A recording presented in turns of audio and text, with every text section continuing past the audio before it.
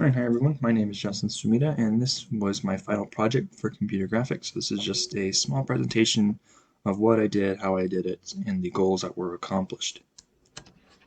So, the project language and goals for this was a big part of the assignment. We wanted to do something that was meaningful and productive and set some goals along so that I could reflect on those, how I did, with the goals.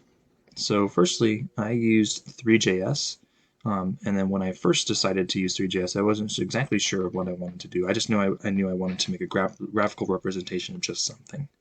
That being said, again, like I said, I didn't really know what it was at that point, but I just knew that I wanted to learn a little bit of Three.js and make something that I'd be proud of. So I had four goals in mind in this project. So the first goal was to learn Three.js, obviously, and create a small model to base work off of.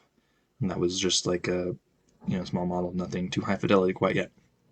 Ultimately, the end goal was to create a high fidelity model at the end that works.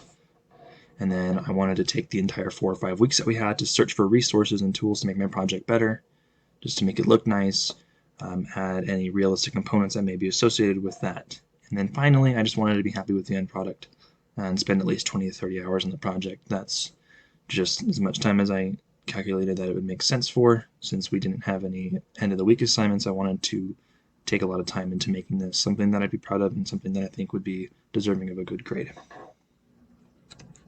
So ultimately, what I decided to do early on was when we were learning a little bit of Three.js in class, I decided that I really enjoyed the parent-child relationships, the rotations, and I wanted to try to do a high fidelity model of a solar system.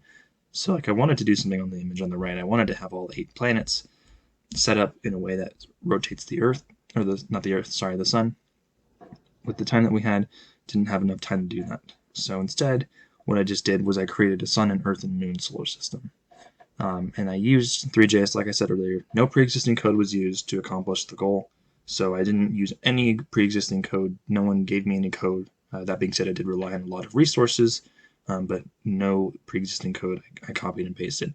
I spent about 20 hours in the project. I'd say at least half was designing, at least 5 of it was debugging, and another 5 was actually the parent-child relationship, the next bullet. So what happens is that in this system, the moon orbits the Earth, which orbits the sun. So it's exactly like you would imagine in real life. And this is the parent-child relationship. It was really difficult, really, to get this all set up in a way that actually worked. That took at least 5 hours, a week's worth of time just to set up that correct orbit, which is kind of interesting. But I believe that this project met my goals, and I think I'd be pretty satisfied with the end result. So, going on to what it was, this is the system. So like I said, it's really simple. There's nothing too complex here. With the time that we had, I just wanted to focus my efforts on making the items that I did have really nice. So this system is set up in a way that it's in a star field, so that way it's just not some bleak, dark, universe. It's about 3,000 pixels wide, so you can tell that we are in a globe. And then we have the sun, which the camera is looking at because the sun is in the middle. And then finally we have the Earth, and we have the moon. And you can see that there is a light source. There are just a couple point lights on opposite ends. So that way, because point lights shine in all directions, this helps create the effect that the sun is shining. So this took a long time setting up the lights, and then setting up the meshes so that I had a realistic solar system, not just some yellow and blue and gray. I actually have, you can kind of tell, it's hard to see, but you can see definitely that the sun and the Earth have maps to them that make it look like real life, and then the moon has its craters you can see as it rotates around.